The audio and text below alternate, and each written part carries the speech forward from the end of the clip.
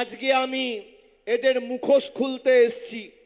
যারা রাজবংশীদের বন্ধু বলে দাবি করে, আপনারা শুনে রাখুন, এই কুচবিহার জেলায় অমিত শাহ কি প্রতিশ্রুতি দিয়েছিল 2019 সালে, 2021 সালে আর 2024 সালে। বিগত 3টে নির্বাচনে দাঁড়িয়ে তিনি বলেছিলেন কুচবিহারে নারায়ণী ব্যাটালিয়ন তৈরি করা হবে, হয়নি। তিনি বলেছিলেন চিলারায়ের নামে প্যারামিলিটারি ট্রেনিং সেন্টার তৈরি করা হবে, কেন্দ্র সরকার করেনি। তিনি বলেছিলেন ঠাকুর পঞ্চানন বর্মনের নামে, ঠাকুর পঞ্চানন বর্মা বলেনি, বর্মন, ঠাকুর পঞ্চানন বর্মাকে পঞ্চানন বর্মন বলেছে এই বিজেপি। তিনি বলেছিলেন একটি সংগ্রহশালা এবং স্মৃতি স্মারক তৈরি করা হবে 250 কোটি টাকা খরচা করে, তারা করেনি। তিনি বলেছিলেন মদনমোহন ঠাকুরের মন্দির, কমলেশ্বরী মন্দির ও জল্পেশ মন্দিরকে কেন্দ্র করে নতুন করে পর্যটন কেন্দ্র স্থাপন করা হবে, একটাও করেনি। তিনি বলেছিলেন উত্তরবঙ্গে একটি কেন্দ্রীয় বিশ্ববিদ্যালয় এবং এইমস বানানো হবে, হয়নি। তিনি বলেছিলেন কুচবিহার বিমানবন্দরকে আন্তর্জাতিক বিমানবন্দরে পরিণত করা হবে, করেনি। তিনি বলেছিলেন রাজবংশী ভাষার বিস্তারের জন্য রাজবংশী স্কুল তৈরি করবে কেন্দ্র সরকার, করেনি।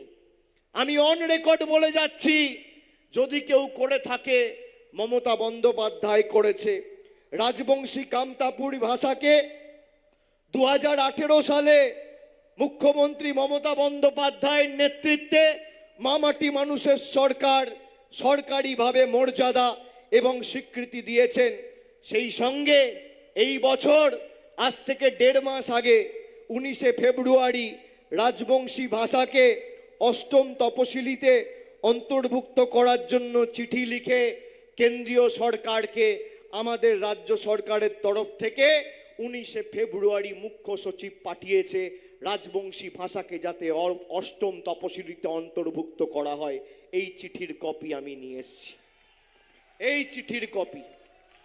সংবাদ মাধ্যমের বন্ধুদের বলবো, বিজেপির নেতাদের যদি বুকের পাঁটা থাকে আমার বিরুদ্ধে মিথ্যে মামলা করে আমাকে জেলে ঢুকিয়ে দেখাবে কে সত্যি কথা বলছে আর কে মিথ্যে কথা বলছে। এই চিঠির তারিখ 19শে ফেব্রুয়ারি 2026, আজকের তারিখ 7ই এপ্রিল 2026।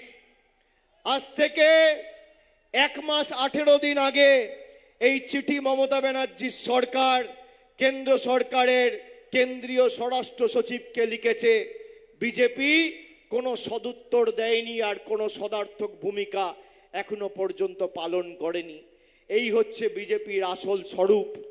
যারা রাজবংশী ভাইদের সম্মান নিয়ে গত 5 বছর আসামের ট্রাইব্যুনালকে ব্যবহার করে রাজবংশী মায়েদের ভাইদের এই কুচবিহারে, জলপাইগুড়িতে, আলিপুরদুয়ারে নোটিশ পাঠিয়েছে, ভুলে গেছেন?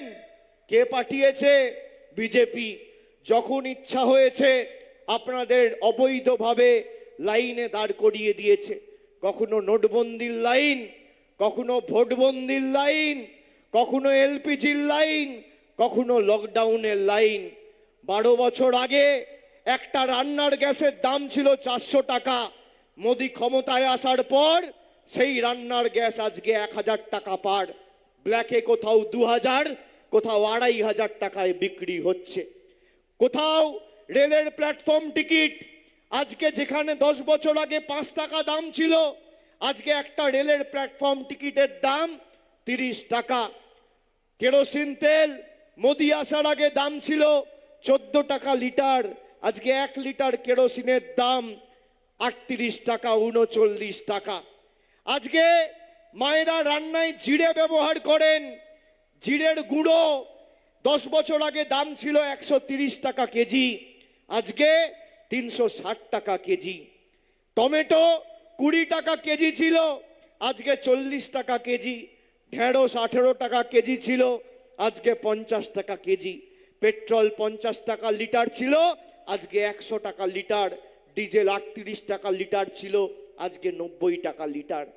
দৈনন্দিন জীবনের নিত্য প্রয়োজনীয় জিনিসের মূল্য বৃদ্ধি, সে মাছ হোক, মাংস হোক, ডিম হোক, চাল হোক, সর্ষের তেল হোক, গরুর দুধ হোক, চা পাতা হোক, রেলের প্ল্যাটফর্ম টিকিট হোক, সর্বত্র ঊর্ধ্বমুখী।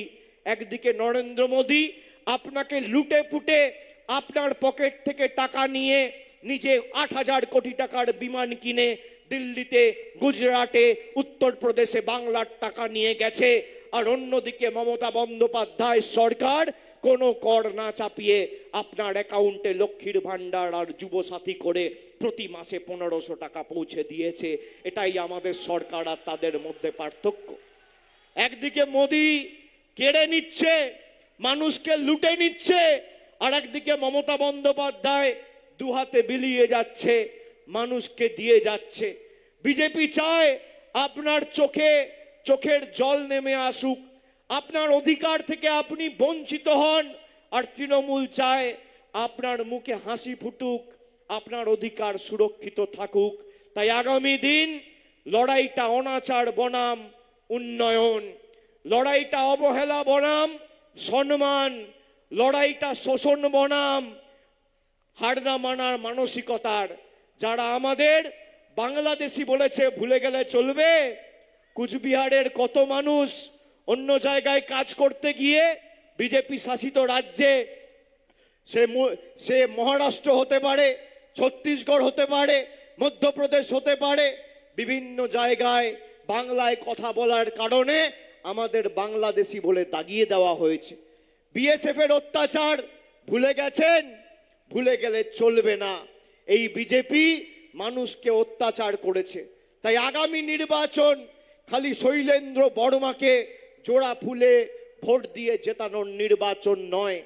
যাদের নাম কাটা গেছে, অবৈধভাবে বিজেপি কেটেছে, 27 লক্ষ নাম আন্ডার অ্যাডজুডিকেশনের নাম করে অবৈধভাবে বাদ দিয়েছেন।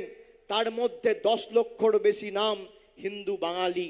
আমি সবাইকে অনুরোধ করব, যে সম্প্রদায়েরই আপনি হন, আপনি হিন্দু হন, আপনি মুসলমান হন, আপনি শিখ হন, আপনি ইসাই হন, দলমত নির্বিশেষে আগামী দিন এই বাংলা সবার, মমতা বন্দ্যোপাধ্যায় সবাইকে তার অধিকার, তার মৌলিক অধিকার, তার ভোটাধিকার অধিকার আমরা ফিরিয়ে দেব।